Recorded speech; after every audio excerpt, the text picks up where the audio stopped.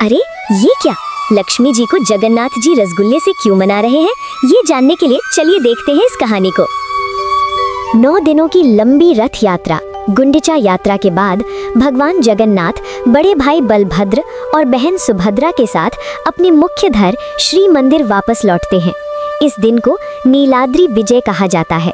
जब रथ मंदिर के सिंह द्वार पर पहुंचते हैं तो बलभद्र जी और सुभद्रा जी तो सीधे मंदिर के अंदर चले जाते हैं, लेकिन जैसे ही जगन्नाथ जी का रथ द्वार पर आता है, अचानक मंदिर के भारी दरवाजे जोर से बंद हो जाते हैं। ये आदेश स्वयं माता लक्ष्मी का था। मंदिर के भीतर से माता लक्ष्मी के सेवकों और बाहर खड़े जगन्नाथ जी के सेवकों के बीच एक संवाद शुरू होता है। लक्ष्मी जी का तर्क बहुत सीधा और भावनात्मक था। स्वामी मुझे बिना बताए 9 दिनों के लिए बाहर गए, अपने भाई और बहन को साथ ले गए, लेकिन मुझे अकेला छोड़ दिया। क्या मैं इस घर की लक्ष्मी नहीं हूँ? क्या मेरी कोई अहमियत नहीं है? अब वे बाहर ही रहे, इस मंदिर में उनके लिए कोई जगह नहीं है। लक्ष्मी जी इतनी नाराज थी कि उन्होंने मंदिर के द्वार पर भीतर से कुंडी लगा दी थी।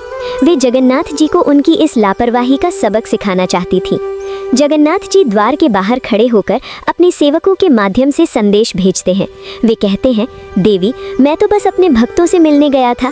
गुंडिचा माँ ने बड़े प्रेम से बुलाया था, मैं मना नहीं कर पाया। मैं तुम्हारे लिए वहाँ से सुंदर उपहार भी लाना चाहता था। लेकिन लक्ष्मी जी के कान पर जूं तक नहीं रेंगती। वे कहती हैं, उपहार की बातें छोड़िए, आपने वादा किया था कि आप 2 दिन में लौट आएंगे, लेकिन आपने 9 दिन लगा दिए। आपने मेरी प्रतीक्षा का अपमान किया है। यहाँ पर जगन्नाथ जी और लक्ष्मी जी के बीच एक बहुत ही सुंदर वचन युद्ध होता है। भक्त इस दृश्य का आनंद लेते हैं। जगन्नाथ जी हार मानने वालों में से नहीं थे। वे जानते थे कि लक्ष्मी जी का हृदय बहुत कोमल है, बस थोड़ा सा स्वाभिमान आड़े आ रहा है। वे कहते हैं, प्रिय यदि तुम द्वार नहीं खोलोगी तो सारा संसार क्या कहेगा? क्या तुम अपने स्वामी को सड़क पर खड़ा रखोगी? भीतर से जवाब आता है, जो स्वामी अपनी पत्नी को अकेला छोड़ सकता है वो सड़क पर भी खड़ा रह सकता है।